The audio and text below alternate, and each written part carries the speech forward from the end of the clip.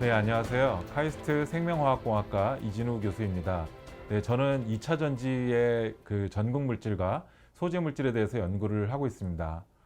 네, 그래서 오늘 저는 리튬 이온 전지와 차세대 전지에 대해서 소개를 드리는 강의를 하고자 합니다. 컨텐츠는 다음과 같습니다. 리튬 이온 전지에 대해서 말씀을 드리고, 그 다음에 차세대 전지인 네 가지에 대해서 말씀을 드리도록 하겠습니다. 리튬 금속 전지, 리튬 황전지, 리튬 공기 전지, 전고체 전지에 대해서 말씀을 드리겠습니다. 먼저 리튬 이온 전지, 현재 사용하고 있는 리튬 이온 전지에 대해서 말씀을 드리도록 하겠습니다. 리튬 이온 전지의 구성 요소 및 작동 원리에 대해서 잠시 말씀드리면, 리튬 이온 전지는 4대 구성 요소가 있습니다. 보시는 것처럼 양극, 그 다음에 음극, 그 다음에 분리막, 그리고 전해질이 있습니다. 먼저 방전을 기준으로 봤을 때 리튬 이온이 음극에서 결국에는 양극으로 이동을 하게 됩니다.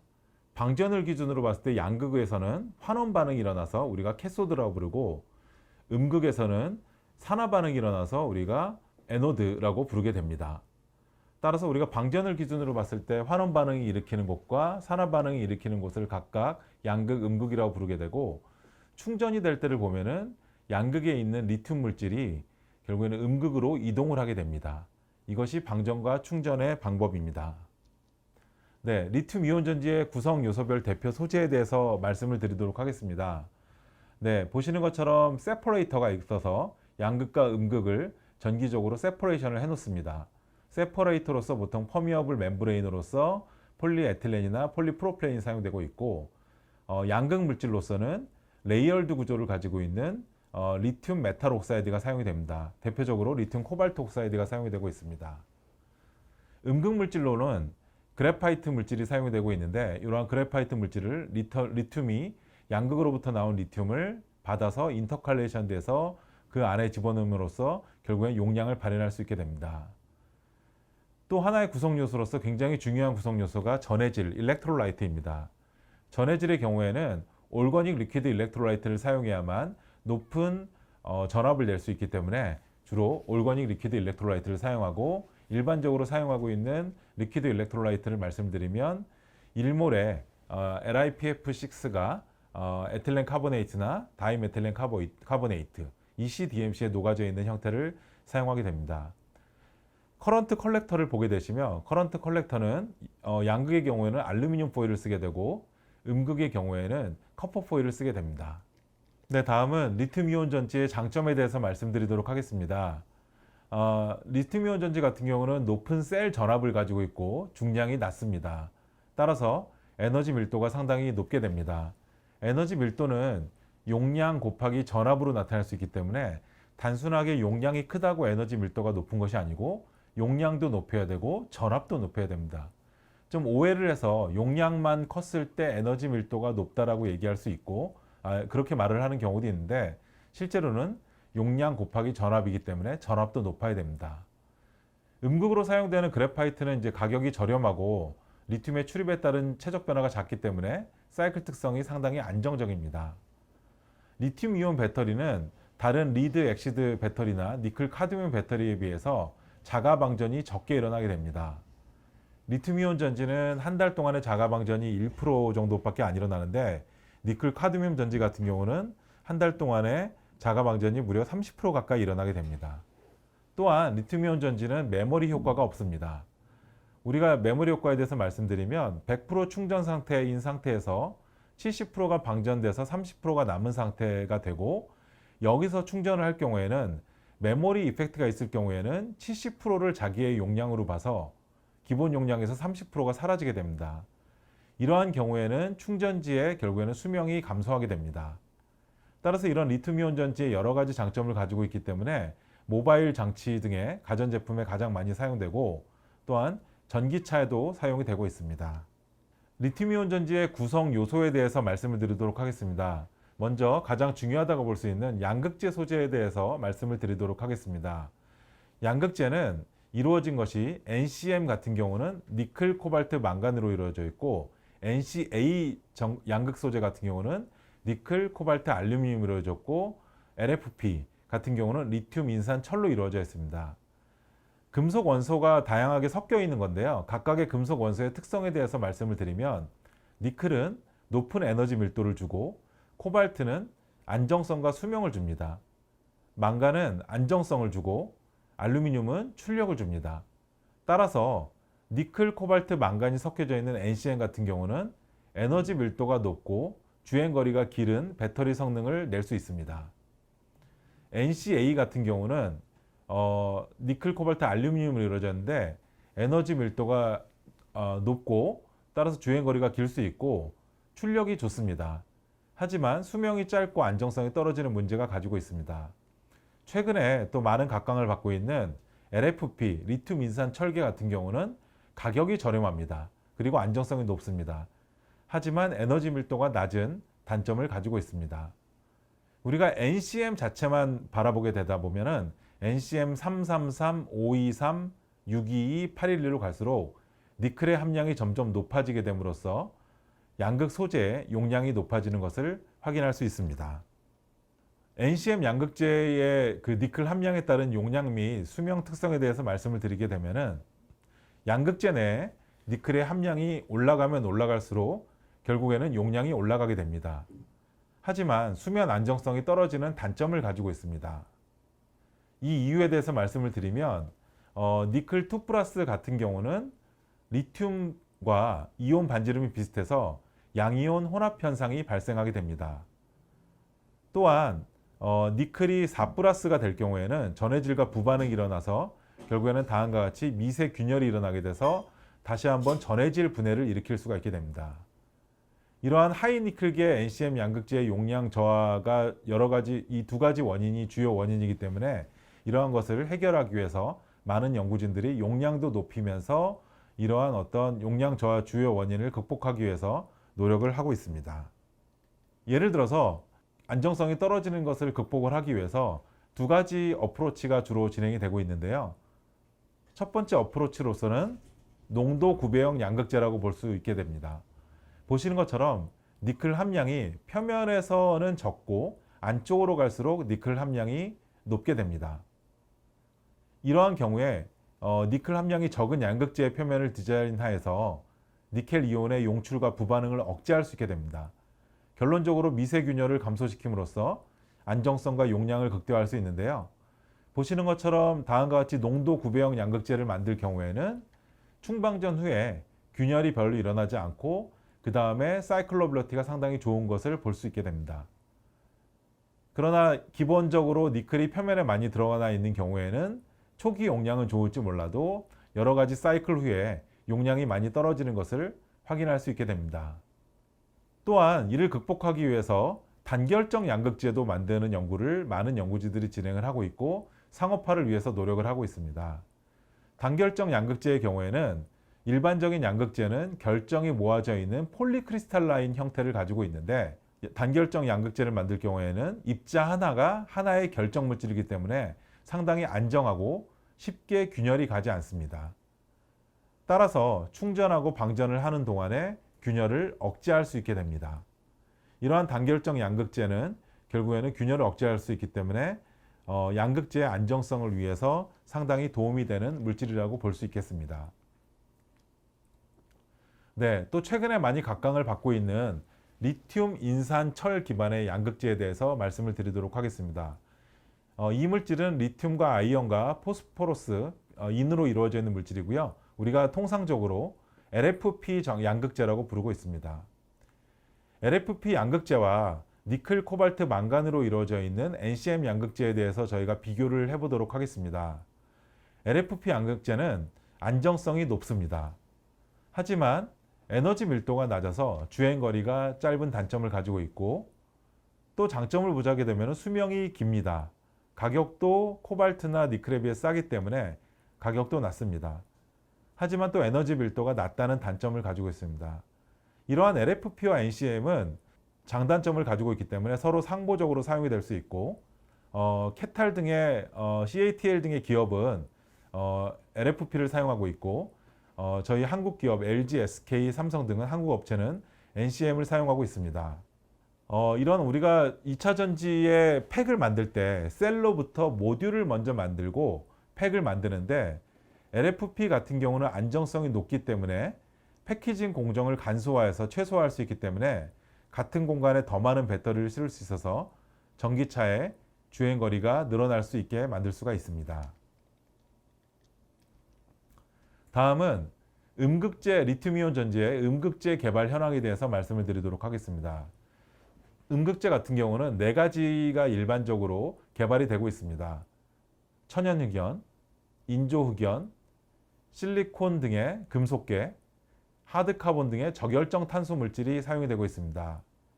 각각의 장단점에 대해서 말씀을 드리도록 하겠습니다.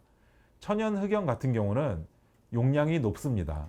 하지만 출력이 낮은 편이고 이를 제조하는 회사는 포스코 케미칼, 애경유화 등이 제조를 하고 있습니다.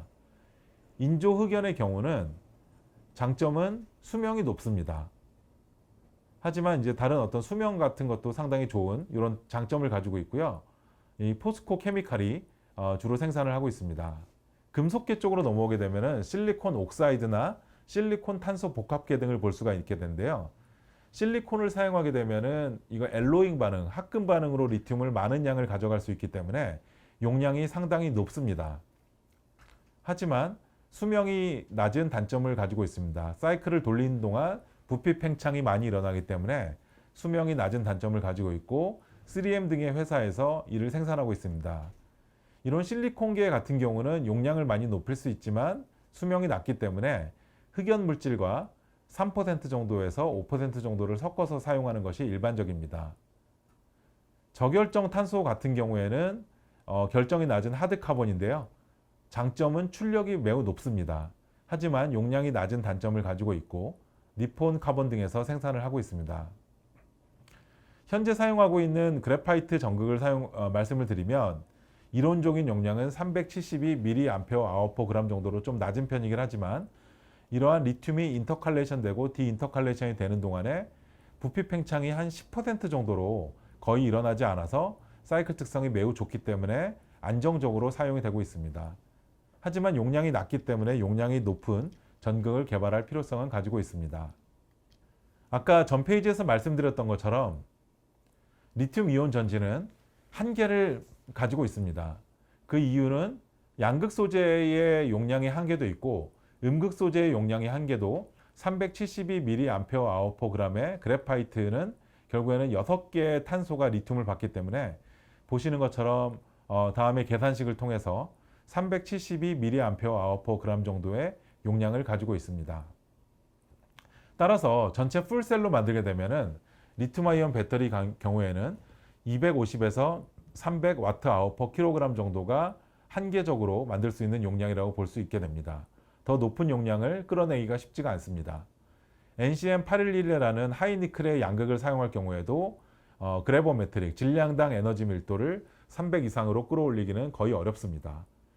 따라서 이를 극복하기 위해서 리튬 황전지 혹은 리튬 메탈 전지 등을 개발을 해야 됩니다. 따라서 차세대 전지 개발이 필수적이라고 볼 수가 있겠습니다. 여태까지 정리를 해보면 리튬 이온 전지는 음극은 그래파이트 등의 흑연 물질을 사용하고 있고 양극은 리튬 코발트 옥사이드를 기반으로 한 니켈이나 망간이 들어가 있는 NCM 등의 양극을 사용함으로써 안정성도 높이고 용량을 높이려는 노력들을 많이 진행을 하였습니다. 하지만 각각 음극과 양극이 가지고 있는 에너지 밀도의 한계 때문에 전체적으로 리튬 이온 전지는 에너지 밀도를 더 높이는 데 한계에 부딪히고 있습니다. 따라서 학교와 연구소, 회사 등에서 차세대 전지를 연구를 하고 있습니다. 차세대 전지의 대표적인 전지로서 4가지 전지에 대해서 말씀을 드리도록 하겠습니다.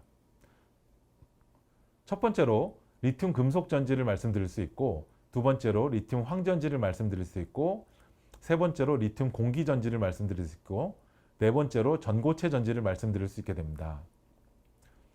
리튬 금속 전지의 경우는 현재 사용하고 있는 그래파이트를 기반으로 한 리튬 음극 같은 경우는 에너지 밀도가 250 정도밖에 안 나오기 때문에 이러한 카본 에노드를 보시는 것처럼 아주 얇은 리튬 메탈 에노드로 바꿀 수 있게 됩니다. 이러한 경우에는 용량을 500Wh/kg까지 올릴 수 있을 것으로 기대를 하고 있습니다. 리튬 황전지의 경우는 양극 물질로서 황을 쓰게 됩니다. 설퍼를 쓰게 되는데 설퍼는 화학 공정에서 나오는 부산물입니다. 이러한 값싼 설퍼를 쓸 경우에는 용량도 크게 되고 다음과 같이 리튬 메탈을 음극으로 사용하게 하는 경우에는 많은 용량을 낼 수 있을 것으로 기대를 하고 있습니다. 또한 다른 전지의 형태를 말씀드리면 리튬 공기 전지를 말씀드릴 수 있게 됩니다. 리튬 공기 전지는 음극에는 리튬 메탈을 사용하고 양극에는 공기를 사용을 하고 있습니다. 리튬과 공기가 반응해서 Li2O2가 생성되는 반응이 일어나는 연료전지와 비슷한 산소 환원 반응이 일어나게 됩니다. 이러한 경우에 양극 물질로 공기를 사용하기 때문에 용량이 매우 높다고 볼 수 있게 됩니다. 여태까지 말씀드렸던 전지의 경우에는 전부 다 전해질로서 액체 전해질을 사용하고 있습니다. 아시는 것처럼 액체 전해질을 사용할 경우에는 액체가 발화가 될 수 있는 가능성이 없다고 볼 수 없기 때문에 안정성에서 좀 떨어질 수가 있고 결국에는 화재의 위험을 어느 정도는 가져갈 수밖에 없습니다. 하지만 전고체 전지에는 모든 구성 요소가 전지이기 때문에 화재가 발생을 할 가능성이 매우 낮다고 볼 수 있기 때문에 현재 많은 연구진들이 전고체 전지를 개발하는 데 노력을 기울이고 있습니다. 하나하나씩 말씀을 드리도록 하겠습니다. 차세대 전지로서 첫 번째로 리튬 금속 전지에 대해서 말씀을 드리도록 하겠습니다. 현재 쓰고 있는 리튬 이온 전지의 구성 요소를 보시는 것처럼 양극에는 리튬 코발트 옥사이드에 기반을 한 캐소드가 있고 음극에는 그래파이트를 기반으로 한 에노드가 있습니다. 그래파이트를 기반으로 한 에노드는 용량이 372 정도밖에 안 되고 볼루미트리 커패시티가 낮기 때문에 어쩔 수 없이 많은 부피를 차지하게 됩니다. 리튬 메탈의 경우에는 레독스 포텐셜이 낮아서 전지의 전압이 높을 뿐만 아니라 그래비메트릭 커패시티, 볼루미트리 커패시티가 모두 상당히 높습니다. 따라서 그래파이트에 비해서 적은 볼륨을 차지하는 형태로 리튬 메탈 에노드를 만들 수가 있게 됩니다. 따라서 전체적으로 볼루미트릭 에너지, 부피 밀도를 높일 수 있게 됩니다. 우리가 아까 말씀드렸던 차세대 전지로 주목받고 있는 리튬 황전지나 리튬 공기전지도 음극으로 리튬을 사용하고 있기 때문에 부피 중량당 에너지 밀도가 높을 수가 있게 되고 또한 최근에는 리튬 메탈 에노드를 사용하지 않고 무음극 리튬 금속 전지를 개발을 하고 있습니다. 무음극 리튬 금속 전지에 대해서 말씀을 드리면 리튬이 결국에는 양극에 있는 리튬만을 이용해서 우리가 충전을 할 시에 커퍼 커런트 컬렉터 위에다가 리튬을 디파이션 시켜서 충전을 하고 다시 방전을 할 때는 리튬이 산화가 되면서 리튬 코발트 옥사이드에 리튬이 다시 인터칼레이션 되어 있는 형태로 무음극 리튬 금속 전지가 진행이 되고 있습니다. 충방전이. 이러한 경우에는 음극이 차지하고 있는 부피가 거의 없기 때문에 에너지 밀도가 리튬 금속 전지에 비해서도 더 높다고 볼 수 있습니다. 하지만 리튬을 전혀 사용하고 있지 않기 때문에 상당히 난이도가 높은 기술이라고 볼 수 있게 됩니다. 2차 전지의 음극 쪽에 리튬 메탈 전지와 그래파이트 음극에 대해서 이해를 하기 위해서는 솔리드 일렉트로라이트 인터페이스, 즉 SEI 레이어라는 것에 대해서 우리가 이해를 해야 됩니다. 양극 같은 경우는 전해질의 루모와 호모의 윈도우 안에 들어오게 설계가 되어 있기 때문에 이러한 솔리드 일렉트로라이트 인터페이스에 대해서 조금 더 적게 신경을 써도 됩니다. 하지만 음극 같은 경우는 음극의 호모 에너지 준위가 전해질의 루모 에너지 준위보다 높기 때문에 전해질의 환원 반응이 필연적으로 발생하게 됩니다. 따라서 전해질이 음극의 표면에서 환원 반응을 일으킴으로써 솔리드 일렉트로라이트 인터페이스라는 게 형성이 되고 이러한 부반응을 결국에는 발생해서 어쩔 수 없이 솔리드 일렉트로라이트 인터페이스가 형성이 되는데 이러한 솔리드 일렉트로라이트 인터페이스 레이어가 패시베이션 레이어 역할을 해서 전지를 안정적으로 구동하게 만들어야 합니다. 좋은 솔리드 일렉트로라이트 인터페이스를 만들기 위한, 즉 좋은 SEI를 만들기 위한 노력을 많은 연구진들이 진행을 하고 있습니다. 리튬의 수지상 성장, 즉 리튬 금속을 음극으로 사용할 경우에 우리가 소위 말하는 저희가 뭐 신문 등을 볼 때도 이런 어떤 차세대 전지의 기술에 대해서 설명을 할 때도 일반적인 저널에서도 리튬의 덴드라이트 형성이라는 이야기가 많이 나오고 있습니다. 이것이 바로 우리가 충반정 중에 일어나게 되는 리튬의 수지상 성장입니다. 처음에 리튬 메탈 위에 다음과 같이 플랫하게 리튬 메탈이 형성이 되고 있는데요. 솔리드 일렉트로라이트 인터페이스가 초기에 만들어집니다. 그리고 나서 이제 리튬이 플레이팅이 되는 과정에서 다음과 같이 국부적으로 리튬이 플레이팅이 됨으로써 솔리드 일렉트로라이트 인터페이스가 크랙이 생기게 됩니다. 크랙이 생기게 되면 그 크랙이 생긴 부분으로 에너지가 높기 때문에 또 플레이팅을 하는 경우에 다음과 같이 리튬 덴드라이트가 만들어지게 됩니다. 이렇게 리튬 덴드라이트가 만들어진 후에 다시 리튬이 스트리핑 되는 과정, 리튬이 산화가 되는 과정에서 방전이 되는 과정에서 고립이 된 아이솔레이트된 리튬이 만들어지게 되는데 이는 더 이상 전기화학 반응에 참여하기가 어렵기 때문에 우리가 소위 죽은 리튬, 데드 리튬이라고 부릅니다. 따라서 데드 리튬 형성과 전해질 분해로 인해서 전체적으로 쿨롱 효율이 낮아지게 됩니다. 결국에는 이런 것들이 반복이 되다 보면은 수지상 성장에 의해서 전지 내부에 단락이 일어나서 배터리가 폭발을 할 수 있게 되는 아주 극단적인 상황이 만들어질 수 있기 때문에 이는 결국에는 우리가 연구를 통해서 이를 리튬의 수지상 성장을 피하게 만들어야 됩니다. 리튬은 전해질과의 부반응을 위해서 전해질이 고갈이 되는 높은 반응성을 가지고 있기 때문에 이를 극복해야 되고요. 아까 말씀드렸던 것처럼 오른쪽 밑에 있던 것처럼 리튬이 충방전이 되는 과정에서 부피 변화가 일어나는 과정에서 솔리드 일렉트로라이트 인터페이스 SEI 레이어가 균열이 생성이 되게 됩니다. 이러한 균열이 생성되는 것을 막아야 되는 저희가 연구를 통해서 막아야 되는 필요성을 가지고 있게 됩니다. 그럼 리튬 금속 전지의 이러한 수지상 성장을 억제하기 위해서는 연구진들이 어떠한 전략을 사용하고 있는지에 대해서 말씀을 드리도록 하겠습니다. 첫 번째로 전해질 첨가제를 넣어서 음극의 보호막을 생성을 합니다. 전해질 첨가제로서 현재 아주 파퓰러하게 아주 많은 사람들이 사용하고 있는 것은 플로로 에틸렌 카보네이트라는 FEC를 사용을 하고 있습니다.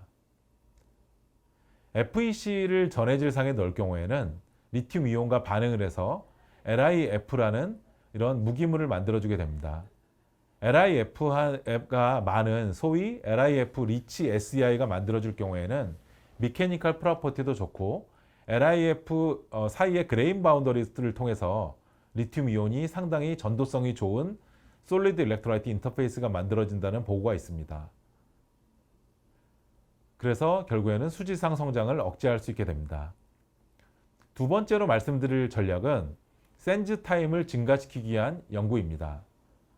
센즈 타임이 이상에서는 결국에는 덴드라이트가 형성이 되게 되는데 이러한 센즈 타임을 늘리게 되면은 덴드라이트의 형성을 늦출 수가 있게 됩니다.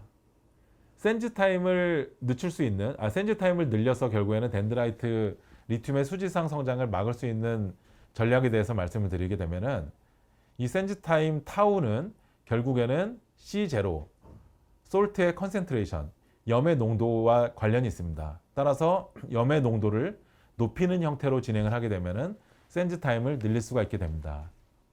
하지만 염의 농도를 높이는 것은 가격이 많이 비싸지기 때문에 그러한 문제점을 가지고 있게 됩니다. 여기서 JEFF, Effective Current Density를 낮춤으로써 센즈 타임도 높일 수 있게 됩니다. 즉, 커런트 컬렉터를 3디멘셔널하게 만들어서 결국에는 표면적당 받는 전류 밀도를 낮춤으로써 리튬의 수지상 성장을 억제를 할 수 있게 됩니다. 또한 타우C, 결국에는 이온의 모빌러티를 캐타이온의 리튬 이온만의 이온의 모빌러티를 높이고 Ni이온의 모빌러티를 낮춤으로써 결국에는 리튬 이온만 통과시킬 수 있는 전해질을 만듦으로써 센즈 타임을 늘릴 수가 있게 됩니다. 이러한 센즈 타임을 늘림으로써 결국엔 리튬의 수지상 성장을 억제할 수 있게 됩니다. 또한 다른 방법 중에 하나는 리튬 표면 위에 인공적으로 솔리드 일렉트로라이트 레이어를 먼저 형성을 하는 겁니다. 보시는 그림은 커런트 컬렉터 위에다가 카본 레이어를 먼저 만들어 놓을 경우에는 솔리드 일렉트로라이트 인터페이스 레이어를 인공적으로 만듦으로써 리튬의 수지상 성장을 억제할 수 있는 전략이라고 볼 수 있게 됩니다. 다음으로는 리튬 황전지에 대해서 말씀을 드리도록 하겠습니다. 리튬 황전지는 구성 요소가 다음과 같습니다. 음극으로 리튬 메탈을 사용하고, 따라서 마찬가지로 리튬 황전지에서도 리튬의 수지상 성장, 즉 리튬 덴드라이트의 성장을 억제시켜야 합니다. 그리고 양극으로서는 설퍼, 아까 말씀드렸던 것처럼 황은 석유화학 공정에서 부산물로 만들어지기 때문에 설퍼의 가격은 상당히 낮습니다. 용량이 발현되는 것을 말씀을 드리도록 하면, 오른쪽에 보면은 디스차지가 될 때는 S8이 Li2S8이 되고 Li2S6, Li2S4, Li2S2, 결국에는 Li2S2가 됩니다. S8의 황이 16개의 리튬을 받음으로써 결국에는 설퍼 원자 하나당 리튬을 2개나 받기 때문에 이론적인 용량이 1672mAh/g으로 에너지 밀도가 결국에는 이론 용량이 그래파이트에 비해서 거의 4배 이상 높게 됩니다. 하지만 충전 방전 볼티지가 NCM 양극에 비해서 상당히 낮기 때문에 다음과 같이 2V 정도로 낮기 때문에 에너지 밀도가 생각보다는 높지 않지만 그래도 이론 용량이 높기 때문에 에너지 밀도가 2600Wh/kg으로 리튬 이온 전지에 비해서는 상당히 높게 만들 수가 있게 됩니다. 하지만 여러 가지 문제점을 가지고 있기 때문에 실제적으로는 리튬 설퍼 전지를 에너지 밀도를 400Wh/kg 이상으로 높이는 것도 상당히 챌린징한 이슈입니다. 그 이유를 말씀을 드리면 S8이 Li2S를 가는 과정, 중간에 Li2S4, Li2S6 등을 우리가 폴리설파이드라고 부르는데, 이러한 폴리설파이드가 전해질에 녹게 됩니다. 전해질에 녹아서 용량을 제대로 발현하기 어려운 문제점을 가지고 있게 됩니다. 결국에는 이러한 폴리설파이드가 전해질에 녹기 때문에 문제점을 가지고 있는 셔틀 현상이 일어나게 되게 돼서 결국에는 용량을 잃어버리게 됩니다. 리튬 황전지의 문제점을 다시 한번 말씀드리면, 첫 번째로 설퍼는 낮은 전도도를 가지고 있고, 마찬가지로 Li2S 최종 디스차지가 된 물질도 절연성 고체입니다. 이러한 절연성 고체를 결국에는 전도성을 가지기 위해서 탄소와 잘 섞어줘야 된다는 그러한 챌린징한 이슈를 가지고 있습니다. 또한 셔틀 현상이 있는데요. 셔틀 현상은 아까 말씀드린 것처럼 리튬 폴리설파이드가 전해질에 녹아서 이것이 음극에 달라붙게 돼서 결국에는 리튬 메탈 표면에 절연층도 형성하고 결국에는 용량을 잃어버리게 됩니다. 또한 속도를 말씀드리면 대부분의 용량은 Li2S4에서 Li2S로 가는데, 이러한 가역 반응에 대한 반응 속도가 매우 느리게 됩니다. 따라서 이러한 반응 속도를 높이기 위해서 촉매 등을 도입해서 반응 속도를 높여야 됩니다. 또 충방전을 하는 동안 황의 부피 변화가 상당히 크게 됩니다. 리튬, 이러한 아까 말씀드렸던 전 페이지에서 말씀드렸던 단점을 극복하기 위해서 여러 가지 연구를 진행을 하고 있습니다. 첫 번째로 다공성 탄소, 전도성을 가지고 있으면서도 표면적이 매우 넓은 탄소 물질을 도입을 함으로써 높은 전기 전도도를 확보하고 황을 수용할 수 있는 기공을 확보합니다. 또 황의 부피 변화를 완화할 수 있게 됩니다. 이렇게 만들어질 경우에는 크리스탈라인한 황이 아모포스한 황으로 변하면서 전기 전도성이 있는 탄소 벽과 굉장히 컨택이 잘 됨으로써 효과적인 전극으로 사용될 수 있는 장점을 가지고 있습니다. 다양한 다공성 탄소가 호스트 물질로 보고가 되고 있고요. 이런 기공의 구조와 크기를 제어를 잘하는 것이 결국에는 리튬 황전지의 양극 물질로서 상당히 중요하다고 말씀을 드릴 수 있습니다. 아까 말씀드렸던 것처럼 Li2S4가 Li2S로 전환이 되는 과정에서 상당히 느린 반응이 일어나기 때문에 이러한 용량을 제대로 발현하기가 어렵습니다. 보시는 것처럼 리액션 2 Li2S4가 Li2S로 되는 과정에서 용량은 1200mAh/g이라는 매우 높은 용량이 발현이 되고 있습니다. 이런 속도 결정 단계에서 액체 상태에서 고체로 빨리 변하게 하게 되면 많은 용량을 발현시킬 수 있게 되는데, 이렇게 빨리 반응을 보내기 위해서는 우리가 화학공학에서 많이 사용하고 있는 촉매를 도입을 함으로써 반응 속도를 매우 비약적으로 향상을 시킬 수가 있게 됩니다. 왼쪽 아래 ACS 나노라는 저널에 보고가 된 그림을 보게 되면은 스페리칼한 메조포러스 카본 안에 FeNC라는 촉매를 도입을 함으로써 결국에는 리튬 폴리설파이드를 Li2S로 빨리 전환시킬 수 있기 때문에 상당히 용량이 높게 리튬 설퍼 전지를 얻을 수가 있게 됩니다. 오른쪽 그림 같은 경우는 세퍼레이터 위에다가 NBN이라는 니오빔 나이트라이드라는 촉매를 도입을 함으로써 리튬 폴리설파이드가 녹아서 음극쪽으로 가는 것을 방지할 수 있을 뿐만 아니라 NBN이 리튬 폴리설파이드를 잡아주고 촉매 반응을 일으킴으로써 용량을 높일 수 있다는 장점을 가지고 있습니다. 따라서 현재까지 전이금속 화합물 혹은 싱글아톰, 소위 싱글아톰 단일원자 등 다양한 촉매 도입 연구가 보고가 되고 있습니다. 또한 리튬 황전지의 경우에도 안정성을 확보하고 리튬 폴리설파이드의 용해를 방지하기 위해서 전고체 리튬 황전지가 보고가 되고 있습니다. 하지만 전고체 리튬 황전지에는 전고체 전지의 단점처럼 고체 전해질이 비싸고 리튬 이온 전도도가 낮고 또 고분자계 같은 경우는 기계적 물성이 낮습니다. 또한 황해 전환 반응이 상당히 느리고 복합 양극 내 황해 활물질 향량이 낮기 때문에 이러한 문제를 극복해야 되는 문제를 가지고 있습니다. 따라서 많은 연구지들이 이러한 문제를 극복하기 위해서 노력을 하고 있습니다.